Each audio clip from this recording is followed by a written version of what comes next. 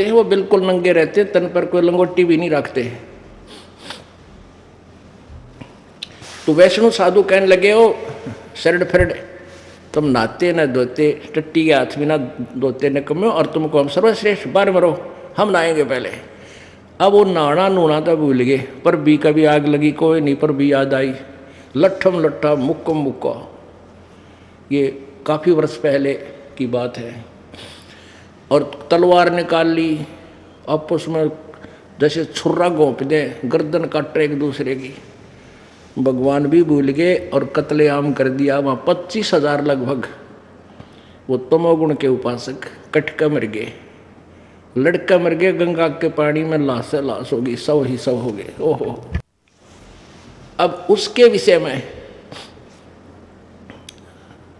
परमेश्वर द्वारा दिया गया ज्ञान, आदरणीय गरीबदास साहिब जी को जो ज्ञान प्राप्त हुआ परमेश्वर से, उस ज्ञान के आधार से क्या बताया है? तीर तुपक तलवार कटारी जमदड़ जोर बधावे हैं, हर पैड़ी हर हेत न जाना वाजा तेग चलावे हैं। काटे शीश नहीं दिल करुणा वो जग में साध कवावे हैं, जो जन उनके दर्शन को जावे उनको भी नरक पठावे हैं। ओह, ये भी वैदा है, वैधे से भेद अलैदा, ये भी वैधा, वैधा क्यों जाना हम सतगुरु बैठे नो जाना। अब क्या बताया है कि तीर तुपक तलवार कटारी और डट के युद्ध करते हैं ये साधु, जिनको हम साधु कहते थे, संत कहते थे। और हर पैड़ी हर हेत न जाना, हर की पैड़ी कहें और भगवान में प्यार भी को ना उपजा। और के नान पर बिजली पड़े थी, 2 मिनट आगे पाछे नहा लेते हैं, के जुल्म कर डाला उन्होंने। हर पैड़ी हर हेत न जाना, और वहाँ जा तेग यानी तलवार चलावे हैं, और कट्टे शीश और नहीं दल करुणा वो जग में साध को आवे हैं। उन्हें संत भी कहते हैं, साधु भी कहते हैं, जो ऐसे निर्दयी। और जो जन उनके दर्शन को जावे उनको भी नरक पठावे हैं। ऐसे नालायक का दौरा कोई शिक्षा लेने जाकर कह देंगे वो ये बकवाद मार काट सिखावेंगे। तो क्या बताते हैं, परमात्मा भी यही कहते थे, तिनके सुत हैं तीनों देवा, ये अंधर जीव करते हैं सेवा। गुण तीनों की भक्ति में ये भूल पड़ो संसार, कह कबीर निज नाम बिना कैसे उतरो पार। बोलो सतगुरुदेव जय। परमपिता परमात्मा पूर्ण ब्रह्म सारी सृष्टि के रचनहार कुल मालिक कबीर देव, कबीर साहब, कबीर अल्लाह, अल्लाहु कबीर, ये वही परमात्मा है जिसने सर्व ब्रह्मांडों की रचना की है। ये वही परमात्मा है जो अंगारी है, बम्भारी है। अंगारी कहते हैं अग माने पाप, अरि माने शत्रु, जो हमारे पाप कर्मों का नाश कर सकते हैं, एकमात्र यही परमेश्वर है। और जो हमें काल के बंधन से छुड़ा सकते हैं वो यही परमात्मा कबीर जी हैं, जो बनारस में, काशी में, भारतवर्ष की पवित्र भूमि पर सन 1398 में संवत 1455 ज्येष्ठ उतरते की पूर्णवासी ज्येष्ठ सुदी पूर्णिमा को एक लहर तारा तालाब, लहर तारा नामक सरोवर के अंदर विकसित एक कमल के फूल पर शिशु रूप धारण करके सतलोक से आकर विराजमान हुए। और वहाँ से उनको नीरू नीमा नाम के जुलाहा दंपत्ति उठाकर ले गया। वो निसंतान थे, उन्होंने उनकी बच्चे की तरफ परवरिश की। परमात्मा लीला करते हुए जब 5 वर्ष के हुए, उसी समय से बड़े बड़े विद्वान पुरुषों की, बड़े बड़े मंडलेश्वरों की, महर्षियों की ज्ञान में छुट्टी कर देते थे, उनके छक्के छुड़ा देते थे। लेकिन वो ढीठ थे, परमात्मा के सत्य वचनों पर भी विश्वास नहीं करते थे। सच्चाई को आंखों देखकर भी वो नहीं मानते थे, क्योंकि वो प्रभु पद प्राप्त कर चुके थे, वो महंत बन गए थे, काफ़ी शेष उनके हो चुके थे। परमात्मा कहते हैं राज तजना सहज है, सहज त्रिया का नेह, और मान बढ़ाई ईर्षा दुर्लभ तजना ये। और जब तक हम मान बढ़ाई ईर्षा नहीं तजेंगे, परमात्मा हमारे निकट नहीं आ सकता। तो ये वो परमात्मा है पूर्ण ब्रह्म, जिसने सर्व ब्रह्मांडों की रचना की। वो परमात्मा आकर के हमें अपनी लीला करते हैं और साथ में यथार्थ ज्ञान से परिचित कराते हैं, यथार्थ आध्यात्मिक ज्ञान से,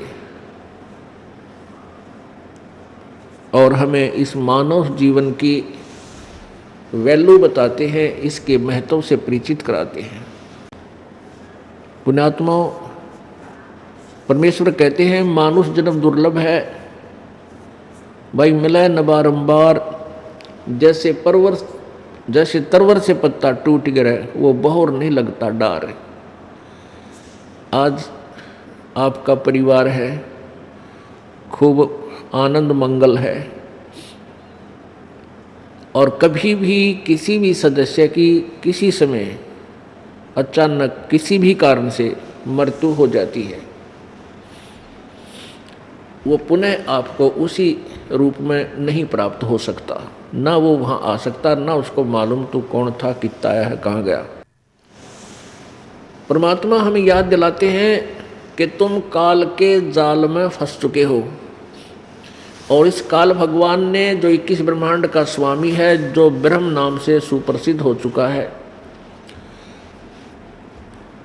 जिसको ऋषि महर्षि ब्रह्म नाम से जानते हैं, ये काल है, इसको श्राप लगा हुआ है 1 लाख मानव शरीरधारी प्राणियों के नित्य आहार करने का।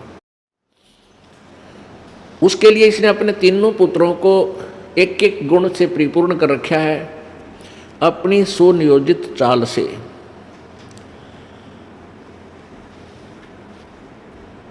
और इन तीनों पुत्रों के द्वारा ये संतानों उत्पत्ति, सतिथि और संहार करवा रहा है। ब्रह्मा जी रजगुण है, इनके अंदर ऐसा गुण भर दिया, काल ने समावेश कर दिया कि इनके शरीर के अंदर से निकल रही पावर शक्ति से प्रत्येक प्राणी संतानों उत्पत्ति करता है। ये विवश है प्राणी। पुण्यात्माओं, हमें अभी तक इस मार्ग का पता नहीं था, किसी ने हमें बताया नहीं, हम सभी एक गड्ढे में जुड़ रहे थे, एक ही लाइन पर चल रहे थे। अब जैसे माता गर्भ धारण करती है, उस गर्भ के अंदर उसको के दौरान उसको कितनी परेशानियों का सामना करना पड़ता है, वही जान सकती है।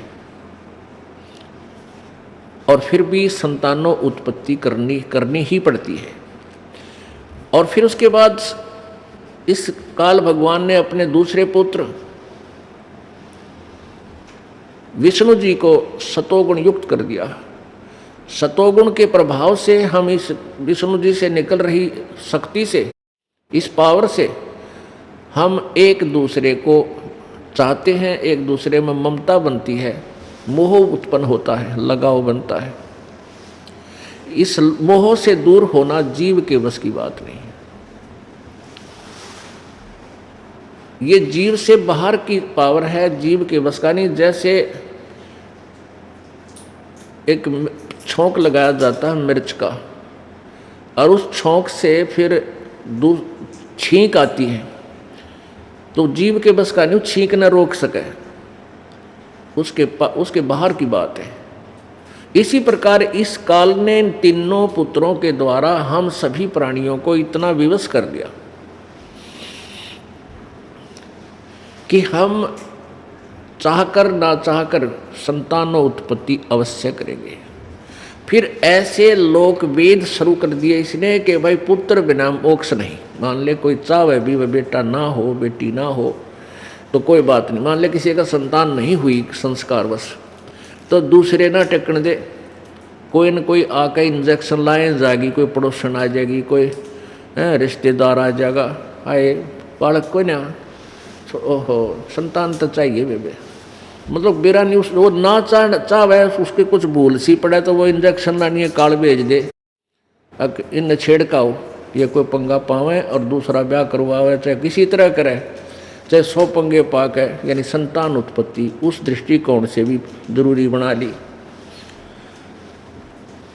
परमात्मा क्या बताते हैं, क्या मांगो कुछ थिर न रहाई, देखत नैन चला जग जाई, 1 लख पूत 1.25 लख नाती, उस रावण के दीवान बाती। अब मान लीजिए किसी का संतान को नहीं, संतान नहीं है और वो बिल्कुल समाज के द्वारा इतना परेशान कर दिया जाता है, वो दंपति फिर वो संतान की तरफ में चाहे कितने भी भटकना धक्के खाने पड़े वो जरूर जाएगा, कितना बता दो उसने, और फिर भी ना होता कुछ भी। पुण्यात्माओं, हम भगवान के ज्ञान से अपरिचित होकर आधे से ज़्यादा टेंशन न्यों बना लें। जब हमें ज्ञान हो जाएगा फिर हम इस टेंशन से 90% फ्री तक वैसे हो जाएंगे, 10% रहेगी वो धीरे धीरे ज्ञान से भक्ति से सब ठीक हो जाएगी। अब परमात्मा कहते रावण के 1 लाख बेटे थे, 1 लाख और 1.25 लाख ऐसे ऐसे रिश्तेदार थे न, एक से एक तगड़े सूरवीर और धनवान, क्योंकि हम अच्छा रिश्तेदार ढूंढते हैं, वे अच्छी उसकी गांव में नगरी में शहर में प्रभुता हो, और हमने का हमारा रिश्तेदार भाई MLA बन रहा है। तो परमात्मा बताना चाहते हैं कि तुम 1-2 पुत्र प्राप्त करके ही, प्राप्त करने की इच्छा करके क्या बनाना चाहते हो, तुम क्या सतीथि चाहते हो अपनी। रावण के 1 लाख बेटे थे और 1.25 लाख रिश्तेदार नाती, और आज उसका कोई दीवा लावणिया भी कोई ना, वह कित गए, वह पुत्र लाख थे वह भी खत्म हुए, अंत हुआ। अब जिस एक कर्म को कर्म रावण ने किए थे, आज उसी दृष्टिकोण से उसको जाना जा रहा है। तो पुण्यात्माओं, परमात्मा हमें क्या याद दिलाना चाहते हैं कि ये काल भगवान का सुनियोजित जाल है, और इस जाल में तुम फंस चुके हो, और इससे निकलने की प्रयत्न भी सभी कर रहे हैं। जैसे प्रत्येक प्राणी मनुष्य शरीरधारी 1% तो हो सकता है जो बिल्कुल सीधे जड़ जूनी से आए हैं, वो भगवान नहीं चाहते, 2% होंगे पूरे विश्व में, अन्यथा परमात्मा को चाहने वाली आत्माओं की कमी नहीं। और कोई ना कोई वो साधना कर ही रहा है प्रभु की। अब फिर क्या है कि जैसे वो साधना कर रहे हैं अपने दंत लोकवेद के आधार से, और फिर जिनको ये ज्ञान हो जाता है परमात्मा के तत्व ज्ञान से कि हम काल के जाल में फंस चुके हैं, और फिर भी आप एक भरसक प्रयत्न नहीं करते, सावधानी नहीं बरतते, तो फिर भी उस भक्ति का कोई यूज नहीं, कोई लाभ नहीं। तो परमात्मा हमें आगाह करना चाहते हैं कि तुम जिस जाल में फंस चुके हो उससे निकलने से ही तुम्हारा कल्याण होगा। उससे उस जाल को समझाते हुए परमात्मा बता रहे हैं कि झूठे सुख को सुख कहे ये मान रहा मन मोदे, ये सकल चबीना काल का कुछ मुख में कुछ गोदे। ये सब काल आहार है। 1 लाख मानव शरीरधारी प्राणियों के सूक्ष्म शरीर को, ये ऊपर जो कवर है ये तो बिल्कुल व्यर्थ है, इसके अंदर एक सूक्ष्म शरीर है। उस सूक्ष्म शरीर के अंदर ही हम भक्ति संचित करते हैं। जैसा जितनी भी जो भक्ति करता है जिस प्रकार की, उसी तरह से उसमें उतनी पावर आ जाती है उस सूक्ष्म शरीर में। और जितने हम पाप करते हैं वो पाप भी और पुण्य भी उस सूक्ष्म शरीर के अंदर हमारा अकाउंट अंतःकरण रूपी कंप्यूटर में फीड रहता है। ये शरीर तो ऐसा है जैसे सर्प कांचली छोड़ जा। आपने देखा होगा सर्प कांचली त्याग देता है वो सर्प के ऊपर के शरीर का कवर था, वो सर्प नहीं था।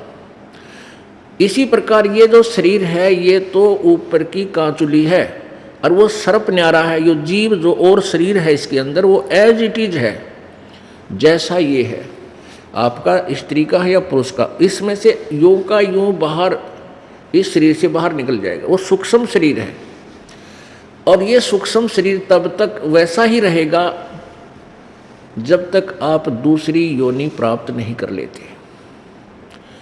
जब आप दूसरी योनि से निकलोगे, जैसे कुत्ते की योनि से निकला ये प्राणी, फिर कुत्ते की योनि जैसा शरीर इसका रहेगा सूक्ष्म, जब तक ये नेक्स्ट शरीर धारण नहीं कर लेता। तो परमात्मा हमें क्या बताना चाहते हैं कि इस काल ने हमारे अंदर उस सूक्ष्म शरीर के अंदर जो भी आप प्रतिदिन आहार करते हो, घूटी सूटी लगाते हो, तम्बाकू पान खाते हैं, पता ऐसी ऐसी बीमारी ला ली इस मानव ने। तम्बाकू सूंघेंगे या ओखटी पीवेंगे, बीड़ी सिगरेट पीवेंगे, बताया कोई पीने की चीज़ थी, कड़क क्या खोज कर बैठे, क्यों काल ने करवा दी।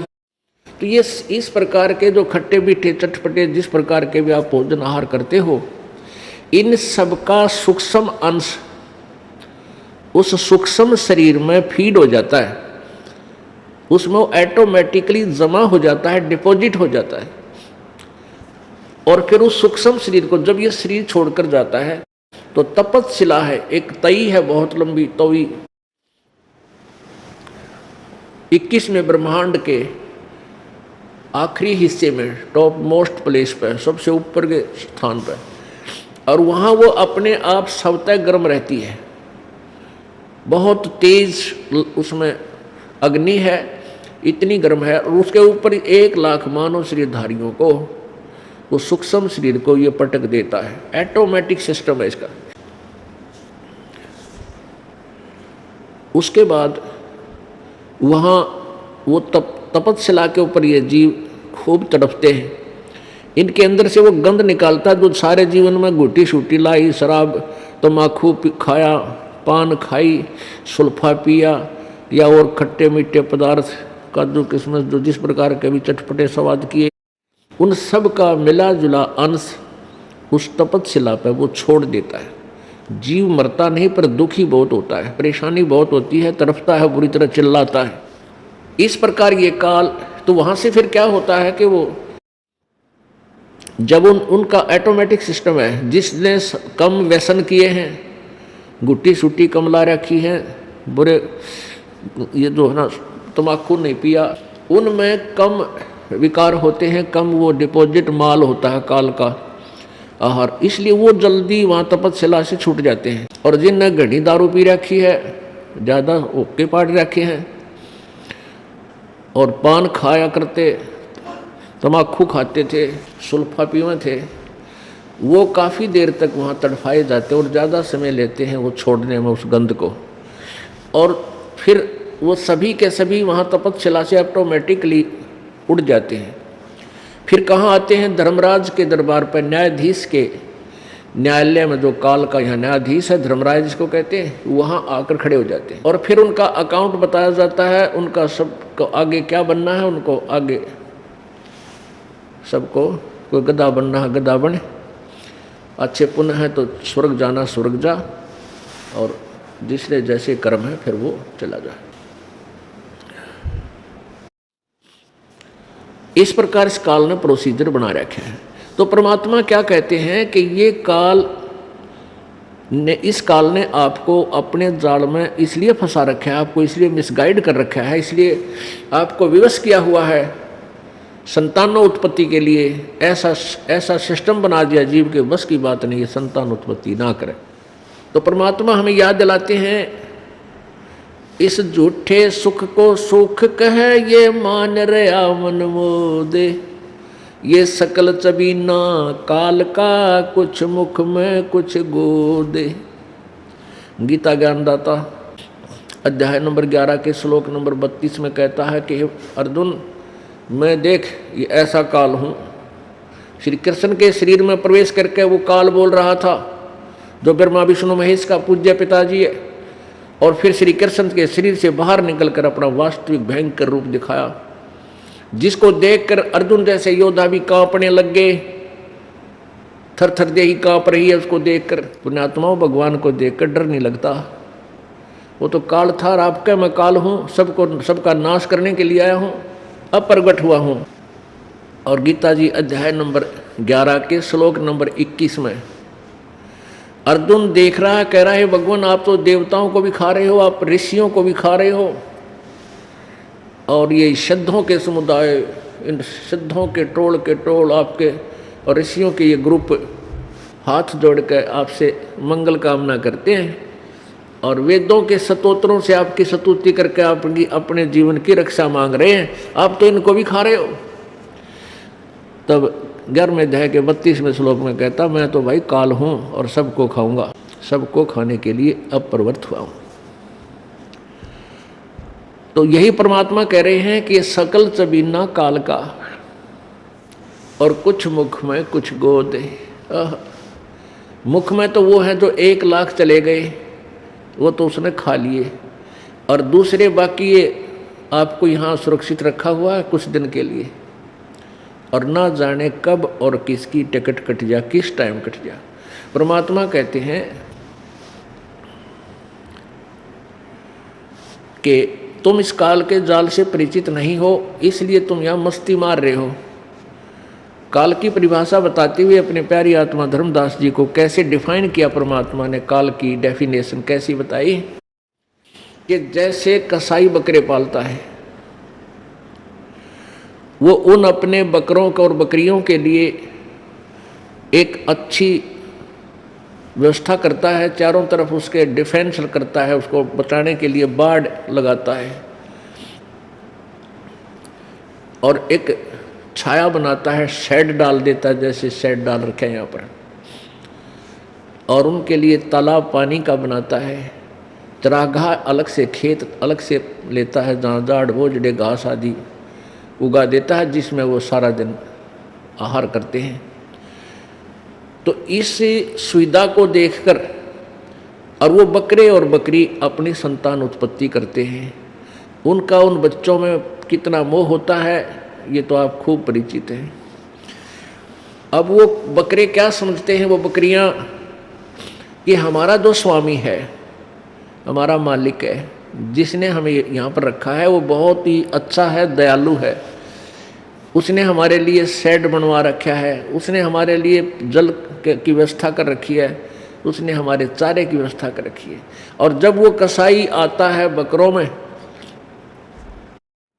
पुण्यात्मा, ये वही आत्मा है जो मनुष्य शरीर से गई हुई है। इन आत्मा को पूरी सेंस होती है कि कौन बुरा है कौन अच्छा है, कौन तुझे प्यार देता है कौन तेरा लठ मारता है। जो प्यार से व्यक्ति बोलता है तो पशु भी उसके पास अपने आप देखते ही चल पड़ते हैं उसकी तरफ प्यार देने के लिए। तो वो कसाई वहाँ आता है जब, तो वो उनको लगता है जैसे बहुत बड़ी आदमी है, बहुत अच्छा व्यक्ति है, और वो आकर के देखता है, उनके हाथ पकड़ता है ऐसे, वो तो देखता है कि कितना मांस हो गया इसमें बकरे में, कै किलो का, कितने कै किलो का हो गए हो, और बकरा उसको प्यार देता है कि वो तेरे को प्यार दे रहा तेरा मालिक, और वो सब चाटता है जीव्या से, प्यार देता है बकरा किसको, उस दुश्मन को, एक अच्छा आदमी समझ गए कसाई को। और वो क्या देख रहा है कि इसमें मांस कितना हो गया, कितने का बिकेगा यो। और फिर जब उसको कहीं से ऑर्डर आ जाता है 5-10 बकरियों का, वो ना देखता किसकी माँ मर रहेगी कटेगी, किसका बेटा कटेगा या बेटी कटेगी, लाठी लेकर और 10 छांट ले मोटे मोटे निकाल ले जाता है और जाकर कड़च करा देता है। बाकी रोने वाले रोते रहते, उनको पता लग जाता है कि ये गए कहीं ना कहीं, लौट कर नहीं आएंगे। तो उन बकरों में भी ऐसी खलबलाहट मच जाती है, इधर उधर भागते हैं, फिर भागन थोड़ा दे है। तो परमात्मा हमें याद दिलाते हैं कि तुम कसाई के बाड़े में बंद कर रखे हो, यहाँ 21 ब्रह्मांड है इस कसाई का बाड़ा। अब क्या बताते हैं कि जैसे हम यहाँ देखते हैं भाई बढ़िया तो हवा चला है, कितना सुंदर प्रकाश सूर्य का है, और कितनी अच्छी काजू किस्मत सेब संतरे, फिर चने गेहूँ बाजरा जवार, कितनी बढ़िया ये फसल आहार अन्न हमें दिया है। और पृथ्वी के अंदर एयर कंडीशन ला रखा, गर्मियों में ठंडा जल और सर्दियों में गर्म निकला है। तो इसको देख करके हम सारी व्यवस्था से, और कितनी अच्छी दरियाएं बह रखी बहा रखी हैं, झरने बह रहे हैं शीतल जल के, तो हम ये सोचते हैं मैं भगवान तो भगवान न पड़ा है, यानी बहुत ही अच्छा भगवान है, तो कमाल कर रखा है, कितनी सुविधा दे रखी है हमारे को। पर हमारी तो बकरियां जैसी बुद्धि हो रही है, हमने वो ना सोचते यूँ मार क्यों रहा फिर हमारे को। किसी का आज किसी का बेटा मर गया, किसी की बेटी मर गई, किसी का कुंबा मर जाता है एक्सीडेंट में, 3-3, 4-4, 5-5 परिवार एक परिवार के सदस्य मृत्यु को प्राप्त हो जाते हैं। यो के भाई फिर वो दयालुता कहाँ गई इस भगवान की। परमात्मा हमें याद दिलाते हैं तुम इस काल को भगवान मान बैठे, ये भगवान नहीं है। और इसके 21 ब्रह्मांड में कहीं भी तुम्हें सुख का नाम नहीं है। हम सतलोक में रहा करते थे आप सभी, और वहाँ आपके आज भी वो स्थान खाली पड़े हैं जहाँ तुम रहा करते, ये सत्कर मान लेना। आप अपनी नालायकी तो इस काल के साथ चुंगल में फंस गए, इसके उपासक होकर यहाँ आ गए। और यहाँ क्योंकि ये हमारा मालिक नहीं है, ये हमारा पिता नहीं है। अपने माता पिता को अपने बच्चों का दुख होता है, वो इतना दुख नहीं दे सकता जैसे काल हमें दे रहा है। किसी की टांग कट गई, किसी की को अंधा हो रहा है, किसी के कोड लग गया, किसी के किसी प्रकार की कोई कैंसर, कोई चिल्ला रहा है किसी और बीमारी से, फिर गधे बनाया, गधी बना दी, कुत्ते बना दिए, खाज लाएगी, कीड़े पड़ गए, और कोई रहम नहीं। तो ये हमारा नहीं है, क्योंकि अपने को दुख होता है। वो अपना कौन है? वो कबीर परमात्मा अपना परमपिता है, अपना मालिक है, अपना स्वामी है।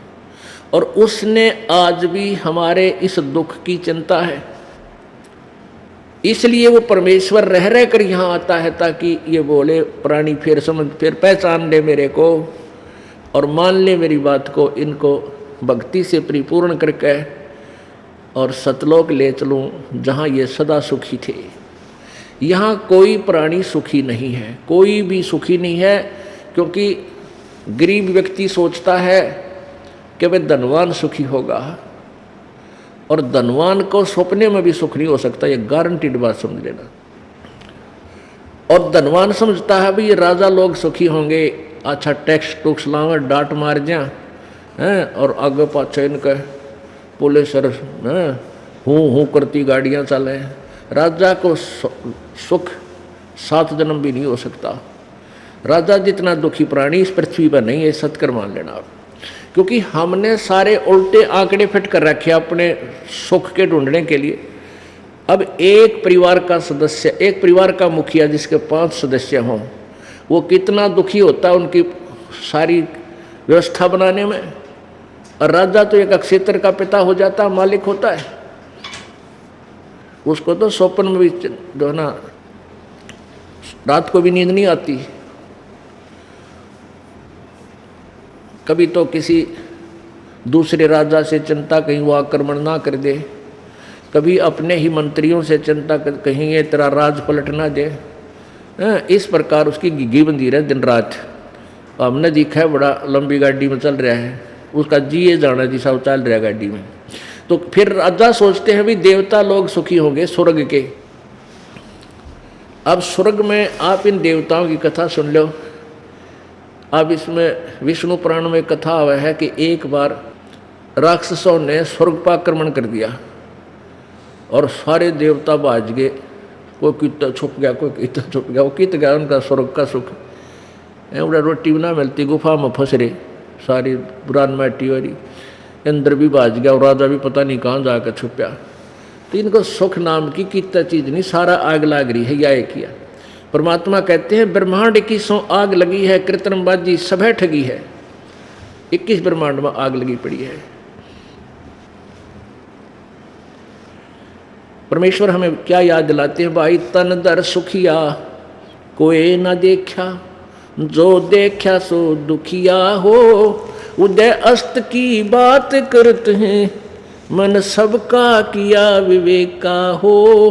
सबका किया विवेका हो। जैसे आपने कल देवी श्रीमद् देवी भागवत पुराण में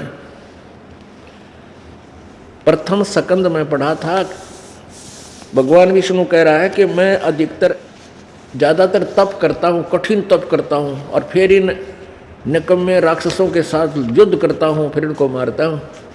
कभी थोड़ा बहुत समय मिला तो लक्ष्मी के साथ सुख वृक्ष में व्यतीत करता हूँ। यानी कभी को सूत बैठ जाता है, ना तो घी बंधी रहे, वो आगा।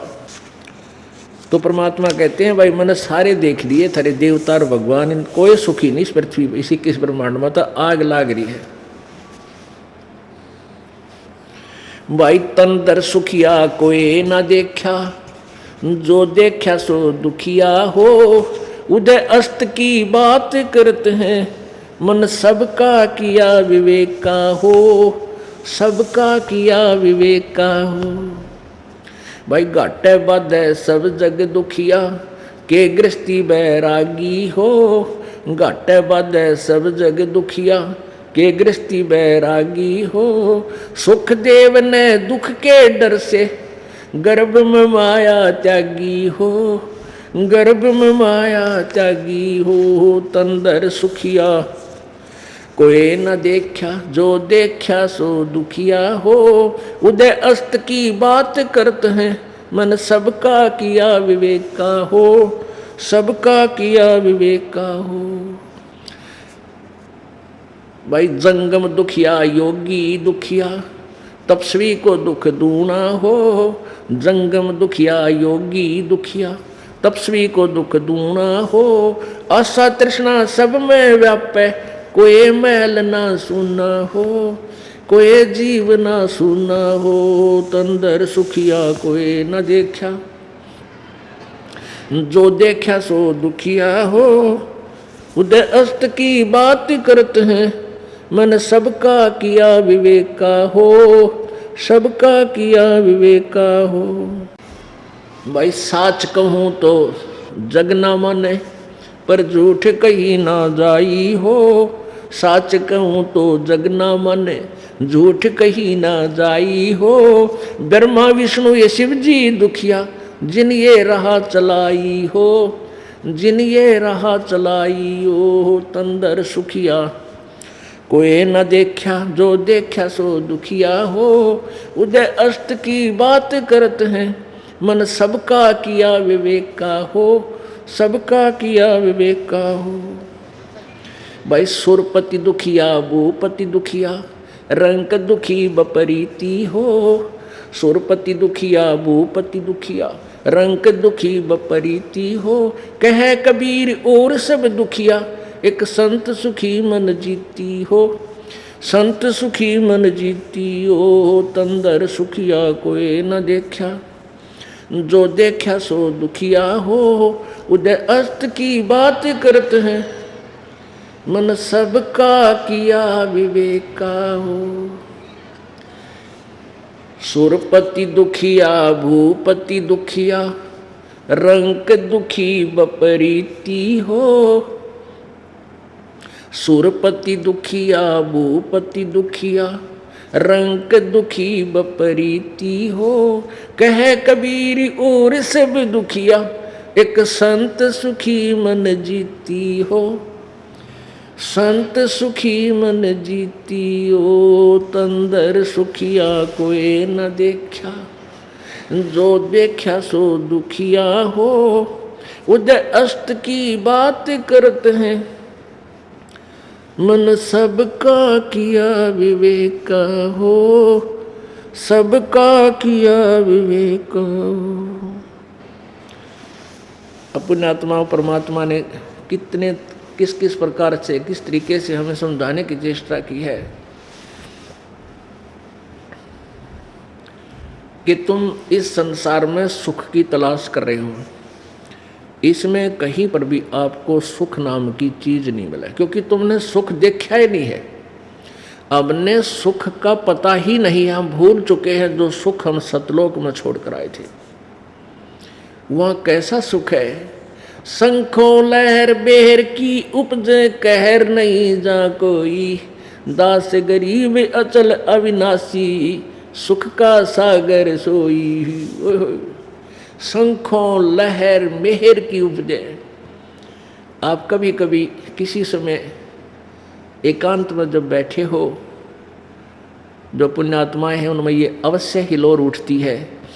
ऐसी हिलोर उठती है उस समय एकदम अंतःकरण इतना पवित्र बन जाता है, कोई भी बुरा नजर नहीं आता, किसी से द्वेष नहीं रहता अंश मात्र भी। जो शत्रु होते हैं वह भी अपने से लगते हैं, क्या किस कारण से हम झगड़ा कर रहे हैं। और वो हिलोर, वह लहर होती है थोड़ी सी देर की और वह फिर चली जाती है, जो समाप्त हो जाती है हृदय से, फिर वो अड़ंगा शुरू हो जाता है। वो चिंता हो जाती है, वो काम नहीं बना, छोरे की नौकरी नहीं लगी, लड़की का बालक नहीं हुआ, हे भगवान पता नहीं कदे छोड़ ना दे, उसने न्यू कर दूंगा, उस पर मुकदमा करूंगा। यानी वो कैर की लहर फिर शुरू होगी। वह मेर की लहर थी, उसमें कितना सुख था, कितना आनंद था। कहते हैं ऐसी मेहर की लहर उस सतलोक में सदा बनी रहेंगी। वो जीव के बस का नहीं, वहाँ ऐसा शरीर आपको मिलेगा, आप में द्वेष हो ही नहीं सकेगा। और ना ही वहाँ कोई राग है, द्वेष है, क्योंकि वहाँ सबको एक जैसा आहार है और एक जैसा वहाँ सारा व्यवस्था है, व्यवहार है। अपने आत्मा आप यहाँ आए हो इस सतलोकाश्रम बरवाला में, यहाँ से आप एक हफ्ता रुक जाओ, एक भंडारे में एक जैसा आहार सब भाई बहनों को मिलेगा, एक जैसा बिस्तर मिलेगा, कोई द्वेष से को नहीं। नो निक भाई वो घी ला के खा गया, मेरे दी सूखी दे दी, यहाँ लड़ाई हो जाएगा, थोड़ी बहुत मन में दोष आ जा है, तो यहाँ फिर द्वेष बनाए को नहीं। वो कोई नाला के बेमतलब बनाओ तो दूसरी बात है। एक रजाई तले बिछावर, एक ओढ़ा ऊपर, दूसरा ते वो भी बैठा रहो, डडा सर्दी में मरता रहे, वो तो नालायक आदमी एक आधा आ जाया करे। तो ऐसे वो तो द्वेष आप पर पैदा कर लेगा जब ऐसी बकवाद कर रहा है। नहीं तो सब ने एक जैसा व्यवहार बनाना चाहिए। आप बालक नहीं हो, आप भगवान के बच्चे हो, बुद्धिमान हो, भक्त हो, संत हो, तो यहाँ आप जितने दिन रहोगे आपके मन में कोई द्वेष नहीं। इसी प्रकार ये तो एक रिहर्सल है उस सतलोक की, और वहाँ जा कर के आपको कोई, वहाँ तो चीज़ें न्यारी है, आपको वर्णन करें तो हमने वह वर्णन भी ना करना आता, किस एग्जाम्पल से आपको भगवान वहाँ के सुख को समझाएं, क्योंकि वो सुख तुमने देखा ही नहीं। एक अंदाजा सा बताया जाता है वहाँ इतना सुख है। कैसा सुख है? वहाँ वृद्ध अवस्था नहीं है, सदा युवा रहोगे, और वहाँ मृत्यु नहीं। गीता जी अध्याय नंबर 7 के श्लोक नंबर 29 में गीता ज्ञानदाता कहता है कि अर्जुन, जिस समय तुझे तत्वदर्शी संत मिल जाता है और फिर आप पूर्ण रूप से इस पूरे आध्यात्मिक तत्व ज्ञान से परिचित हो जाते हो, और तत्ब्रह्म से, तत्ब्रह्म माने उस ब्रह्म से, उस परम अक्षर ब्रह्म से, जिसके विषय में गीता जी अध्याय नंबर 18 के श्लोक नंबर 62 में कहा कि अर्जुन तू सर्वभाव से उस परमेश्वर की शरण में जा, तत्ब्रह्म की, उसकी कृपा से तो परम शांति, परम शांति जो कति सुख सुख सुख सागर और शाश्वत स्थानम यानी सनातन परम धाम को प्राप्त होगा। वहाँ जा। अब उस तत्ब्रह्म के बारे में कि वो जो परमात्मा है, तो उसमें क्या लिखा है कि फिर वो व्यक्ति जरा और मरण से, जरा माने बुढ़ापे थे और मरण माने मृत्यु से छूटने का ही प्रयत्न करता है कि मैं फिर कभी भी मैं ऐसे लोक में चला जाऊं, यहाँ कुछ नहीं मांगूं, इस लोक की कोई इच्छा ना करूं, और वहाँ जाऊं जहाँ जन्म, जहाँ मृत्यु और बुढ़ापा नहीं है। ये सबसे बड़े दुखदायी 2 एपिसोड हैं इस मनुष्य के, एक तो बुढ़ापा और एक मृत्यु, और वहाँ दोनों नहीं है। और फिर वहाँ राग द्वेष नहीं, किसी चीज़ का अभाव नहीं, बड़े भंडार भगवान के कभी समाप्त नहीं होते, सदाबहार वहाँ फलदार वृक्ष, काजू किस्म, सेब संतरे सदाबहार तेज पुंज के, और अमृत आहार है। अमृत माने बहुत स्वादिष्ट, और अमृत ही जल है वहाँ का। अब जैसे आप शिकंजी बनावा, मीठा मीठा आहार बनाने के लिए कदे कुछ बनावा, वो भी टेस्ट उसके सामने फीका है। जो वहाँ हम अमृत आहार, अमृत जल जो पीते हैं सतलोक में, बड़े बड़े सरोवर हैं, वहाँ कभी खराब नहीं होते, दूधों की नदी बहती है। तो पुण्यात्माओं, हम ऐसे आगे बहुत ही गलत स्थान पर हम फंसे पड़े हैं।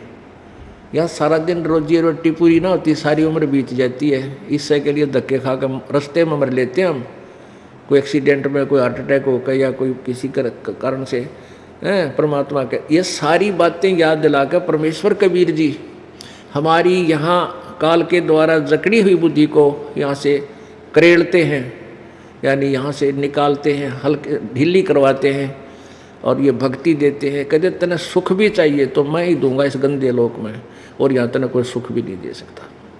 जय तुझे राजपाट कुछ चाहिए, हमारा इधर ले ध्यान। वैसे तो राजपाट से आसपास आपने जाना भी नहीं चाहिए, क्योंकि यहाँ के सारे झूठे राजपाट हैं, लेकिन फिर भी आपकी इस नालायक सोच, इसलिए तू परमात्मा को याद करता है तो भी हमारा ही भजन कर। जैसे रावण ने काल की भक्ति की, काल की यानी उसके पुत्र तमोगुण शिव की, उससे सिद्धियां प्राप्त की, तप से राज्य भी प्राप्त हो गया, लेकिन वो राज उसके पास नहीं रह सका। विभीषण ने परमेश्वर कबीर जी की भक्ति की, मंदोदरी ने कबीर जी की भक्ति की, कबीर परमेश्वर की भक्ति की, क्योंकि परमेश्वर कबीर जी त्रेता युग में सत्सुकृत नाम से आए हुए थे। उस समय उन्होंने नल और नील को अपनी शरण में लिया था, और श्रीलंका में जाकर के चंद्र विजय, एक चंद्र विजय नाम का भाट था, उसके 16 सदस्य थे परिवार में, बेटा बेटी पुत्र वधू, सबने परमात्मा की शरण ग्रहण की थी। चंद्र विजय की जो पत्नी थी कर्मवती, वह भाटनी, वो मंदोदरी रानी के पास जाती थी और उसको अच्छी बुरी कथाएं चुटकुले सुना कर उसका मनोरंजन करवाया करती थी। उसका इतनी काम था। और फिर उसके बदले में उनको वो रानी कुछ रोजी रोटी का धंधा दे देती थी, को आटा दे दिया, कदे चावल दे दिए, इस तरह उनका गुजारा हो रहा था। अब जब चंद्र विजय भाट के परिवार को परमेश्वर कबीर जी के तत्व ज्ञान का ज्ञान हुआ, परिचय हुआ, उसके बाद वो ही कर्मवती चंद्र विजय की पत्नी भाट की भूल गई वो बकवाद जो सारा दिन मंदोदरी के पास बोलिया करती थी। फिर वो क्या करती थी, यार सृष्टि रचना परमात्मा ने जो सुनाई थी, ये मीठे मीठे शब्द परमात्मा की महिमा के, वो मंदोदरी को सुनाने लगी। कौन? चंद्र विजय भाट की पत्नी। अब वो मंदोदरी उसके मुंह की तरफ देखा और उसको कहे कि अड़ंगे तू इतनी सुथरी कत्ते बोलन लागी, तेरे अंदर तो सारा गोबर भरा था, अंधे बूंदी बात कहनी। क्योंकि रानी को राजी रखना उसने, यानी जो पहले जब तक हम भक्ति भाव में नहीं थे, जो बेउद्दी बातें करे वो अच्छा लगा करता। तो अब उसने वो बात सुहावा नहीं, कर्मवती ने चंद्र विजय की पत्नी, वो तो बढ़िया बात जो ज्ञान परमात्मा का समा लिया। तो फिर वो कहने लगी, मंदोदरी उसको कहती थी कि तू इतनी बढ़िया बात कितने लाई, तेरी बात सुनती हो मेरी आत्मा गदगद हो जाती है, आपने कहाँ से प्राप्त किया ये निर्मल ज्ञान? तब उसने बताया कि हमारे गुरुजी आते हैं और उनकी बात अगर आप सुन लोगे ना, फिर तो कहना है क्या है। कहने का लंबा चैप्टर ना करना चाहता दास के फिर मंदोदरी ने भी कबीर परमेश्वर का नाम लिया। फिर उसका देवर था विभीषण, वो भी एक पुण्य आत्मा, पूर्व संस्कारी, कोई पिछले जन्म का प्रभु का भक्त था। अब उनको निकालना था प्रभु ने, गोता मारू स्वर्ग में जा बैठूं पाताल, कह कबीर ढूंढता फिरूं अपने हीरे मोती लाल। गरीबदास जी कह रहे हैं, परमात्मा कबीर जी बताओ थे कि भाई मैं तो अपने हीरे मोती लालों को ऐसे ढूंढता फिरता हूँ, कितना पा जाऊँ वहाँ, किसी जाति में, किसी मजहब में और किसी देश में हो, जो मेरे पिछले संस्कारी हैं उन तक निकालूंगा और कलम दूसरा कभी चढ़ा दूंगा, यानी औरों को भी ले लूँगा जो अभी तक कभी मेरी शरण में किसी युग में ना आए हैं इस ज्ञान के द्वारा। तो विभीषण ने भी परमात्मा की शरण ग्रहण कर ली थी कबीर जी की। अब जिस राज्य को रावण रखना चाहता था और काल प्रेरणा से काल की भक्ति से प्राप्त किया था, उसको रावण नहीं रख सका।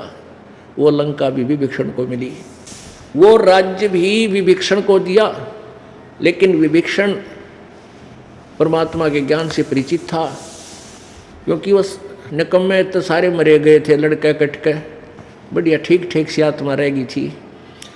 तो जहाँ अच्छी आत्मा हो तो राजा को भी कोई विशेष जो है शक्ति नहीं करनी पड़ती, उसका भी मन शांत रहता है।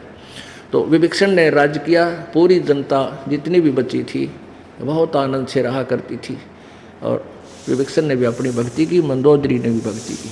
तो यहाँ परमात्मा कहते हैं जैतने राजपाट भी चाहिए, या यो रोग भी मैं काटूंगा तेरा, ये भी मैं ही दे सकता हूँ, तेरे भाग में ना होगा तो दे दूंगा, लेकिन ये राज अच्छी चीज़ नहीं। आप सतलोक में चलो, वहाँ सदा सुखी रहोगे।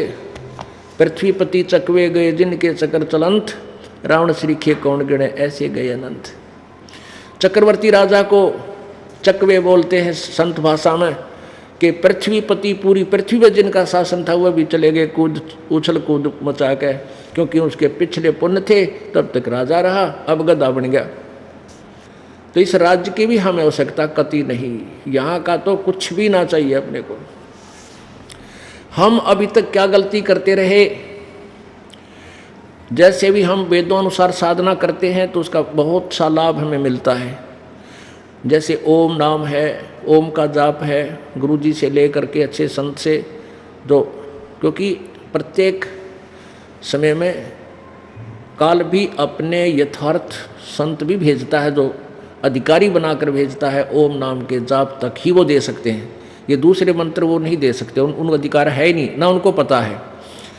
तो उनसे हम नाम लेकर भी, जैसे सुखदेव ऋषि पहुंच गए थे विष्णु जी के लोक में, और वहाँ से उनको रिजेक्ट कर दिया, नीचे डाल दिया, कहा जाइए गुरु बनाइए और फिर यहाँ आइए।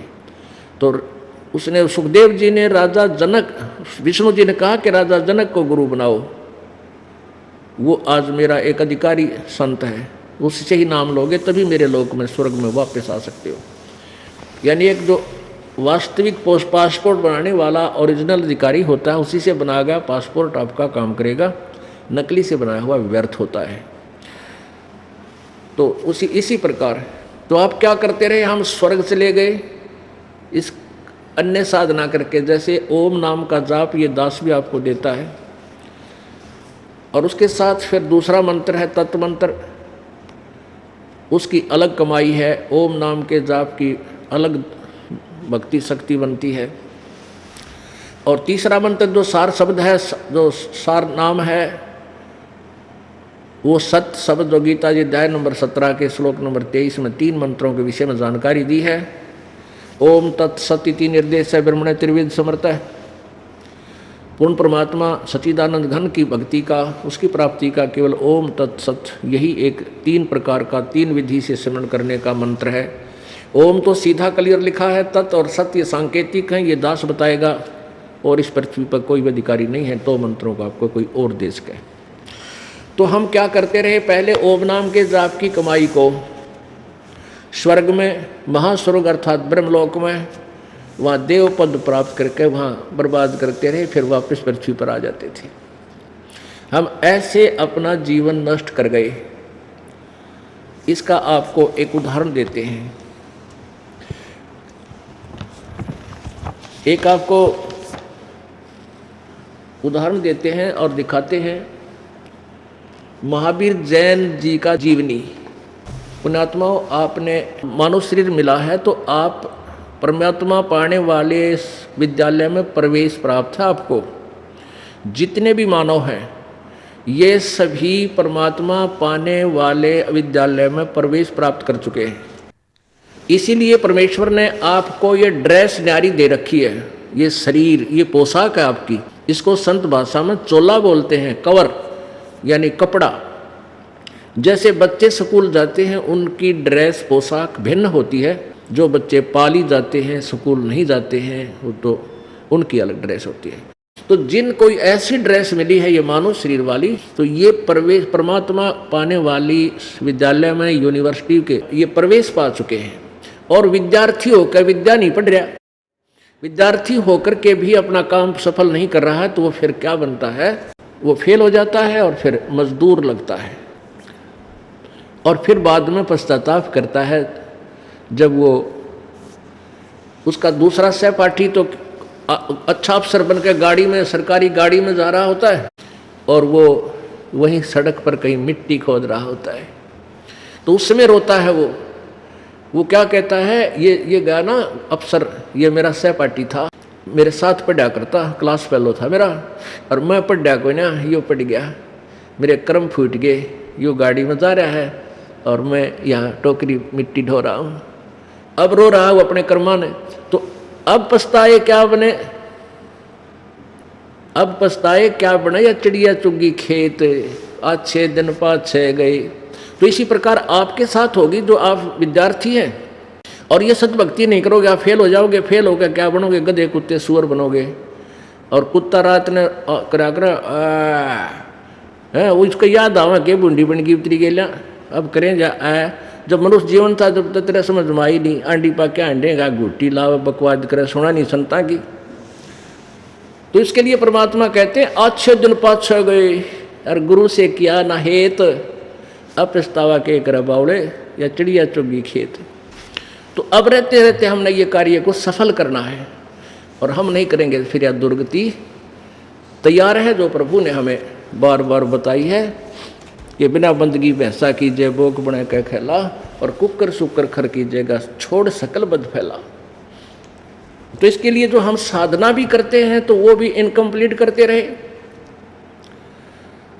जैसे वेदों तक में यही वर्णन है, गीत यजुर्वेद अध्याय नंबर 40 के श्लोक नंबर 15 में यही प्रमाण दिया है कि वायु अनिलम भस्मांतम शरीरम ओम कर्तु समर किलवे समर और कर्तुम समर। ओम कर्तु समर किलवे समर कर्तुम समर। ओम नाम का जाप काम करते करते सिमरण कर, विशेष कसक के साथ यानी बिल्कुल श्रद्धा के साथ स्मरण कर, और मनुष्य जीवन का विशेष कर्तव्य जान के कि मनुष्य जीवन का और कोई दूसरा उद्देश्य नहीं है, केवल भगवान की भक्ति करना। तो इससे आपका क्या होगा, जब भस्मांतम शरीरम, जब तेरा शरीर अंत हो जाएगा इस नाम के जाप करते करते, तो तू ऐसा मेरे वाली यानी कुछ अमरता प्राप्त करेगा, जैसे ब्रह्मलोक में पहुंच जाता है। ब्रह्मलोक में ये प्राणी कोई देव पद प्राप्त कर लेता है, फिर उस देव पद को भी समाप्त होने का अपनी पुण्य कमाई से देव पद प्राप्त करता है, वहाँ अपनी कमाई को यानी पुण्य को समाप्त अक्षीण करके फिर नरक जाता है। 83 लाख योनियों में गधा कुत्ता सुअर बनता है। फिर गीता जी अध्याय नंबर 8 के श्लोक नंबर 13 में भी यही कहा है कि ओम इति एक अक्षरम ब्रह्म व्यवहारण माम अनुसमरण यह प्रयाति तदंदेहम सयाति परमाम गतिम। माम ब्रह्म, मुझ ब्रह्म का केवल एक ओम मंत्र है, ओम एक अक्षर मंत्र है, नथिंग एल्स, और कोई मंत्र नहीं है। बाकी जो ओम नमः शिवाय, ओम भगवते वासुदेव नमः, राधे राधे श्याम मिलादे, हरे कृष्ण राम राम हरे हरे कृष्ण राम, ये कोई मंत्र नहीं है।